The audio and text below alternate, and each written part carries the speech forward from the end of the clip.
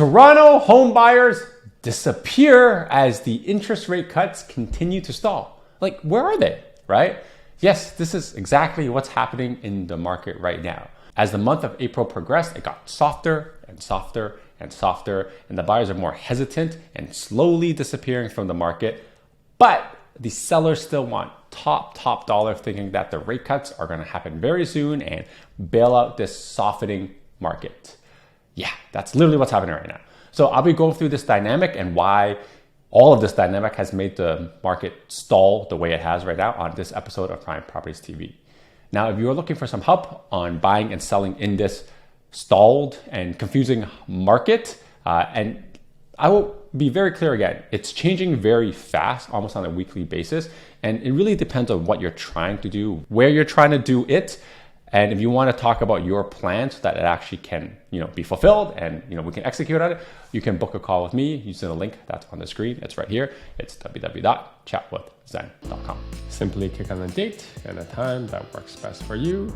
And then when you see the prompt, fill in your name, email, mobile phone number, and the question you have for me. And then we'll chat then. Good day, Toronto. Welcome to another episode of Prime Properties TV. My name is Zen, and if you're enjoying the content I'm putting out there, do me a favor and like and subscribe. The market has stalled. What's essentially happened is the buyer thinks a house is worth X, and the seller thinks it's worth Y, and unless you have the meeting of minds between what the house is worth, there is no deal. This is why next week, when I go through the Market Watch data, when Toronto Real Estate Board releases it, I suspect we'll have a very weak sales number, like probably decade low, just like we got last month, right? Because right now I'm seeing offer presentations fail. Some of them don't even get offers, and the sellers essentially just relist it at higher prices, right? So why is all of this happening? Well, it's because the sellers and the buyers each have their own biased view of where they think the market is going. And I say biased because you just want to hear what you want to hear, right? So let me explain the psychology of it both for you right now and then show you some data on how things have stalled. So for the buyers, they're on hold. And when I talk to my mortgage brokers, they're all telling me, yeah, they've all gone pre-approvals, but nobody has firmed up on any deals and not many mortgages are being issued, meaning that the buyers are pre-approved, but they're not buying. This tells me that there's hesitation, and I suspect that it's coming from the lack of rate cuts to date in this year. Remember, in the beginning of the year, everyone was like, whoa, we're going to get 6 rate cuts in 2024. Let me front run the market and buy now. And as usual, January, February stuff, right? More buyers than there are sellers because sellers wait till spring. And then as the rate cuts stalled and they didn't, come, and the projections for the amount of rate cuts we got reduced, like we went from 6, now we're down to like 2, right? The buyers got more and more fearful and didn't pull the trigger. So they'll only buy if the prices make sense for them, right? Now the sellers, on the other hand, will hear only 2 words: rate cuts, rate cuts, rate cuts, rate cuts. And all they think is that the prices are going to go to the moon, just like they did in 2021 with the rate cuts. Look, it's not going to happen. I've said this in the past many times before, and I've talked to this a lot with people who are trying to sell their places. Buyers are buying with a fixed rate anyways right now, and it's more than 100 bips or 1 whole percentage cheaper to go fixed. All the rate cut is going to do is change the sentiment because it changes the variable rate. It may not even move the needle because right now people are buying with fixed, and a rate cut on the variable isn't going to make things more affordable. It's not going to change people's mortgage qualifications from the stress test. So this is why we're at a standstill and sales are probably very soft next week when the numbers come out.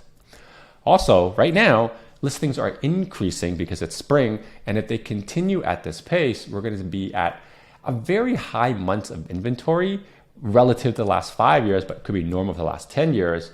And as we roll out of May into summer with bad inventory numbers, and that's maybe when the first potential rate cut could happen in June, or maybe gets pushed to July, I just don't think that it's going to be saving the market, even if the sentiment changes, right? So that's what I'm saying. It may not move the market as much as people think. Just not a good sign. Now, here's some of the showing data that I was saying that you guys have to look at. This first chart here is showing you that the amount of showings for condos on a weekly basis. And you can see that at the start of the year, the blue line in January and February was better than the orange line, which was last year, right? Then in March, the scales tipped and then went under the orange line, meaning now we have less showings than last year, which means that because we got less showings than last year, the market is softer. And FYI, that massive drop off is just because the week isn't over yet when I pulled the data, so don't worry about that. But you can see that it's somewhat problematic when 2024 is supposed to be better than 2023, and it's not right now. The one silver lining to all of this is that last year in mid-March 2023, Silicon Valley Bank did collapse and the fixed rate got dropped and activity did pick up. So there's like justification for that, but you'll see why I'm a little bit concerned afterwards with the offer data. Now, when you look at the entry-level freehold, which is essentially your semis and your towns, you can see that we were very strong as well at the start of the year, which is what I was saying. It's very normal, especially in the entry-level market when stuff was like hot. Then we saw the same thing as it kind of changed over in March and April, and it got softer and softer, right? Not great. Now, finally, detaches. You can essentially see the same thing. We tailed off in April. And the showings usually increase the largest as a percentage in detaches because this is the segment of the market where it's time sensitive in the year, like seasonally speaking, because spring means big houses come to the market, which means more stuff to look at, which means showing should increase. But it's off, right? So you can see the consistent slowdown starting in March. Now, let me show you the offer volume. This one right here is for condos, but instead of a weekly kind of change, it's on a monthly basis. You can essentially see in March offers stopped climbing, which they should continue climbing, and it just tailed off in April.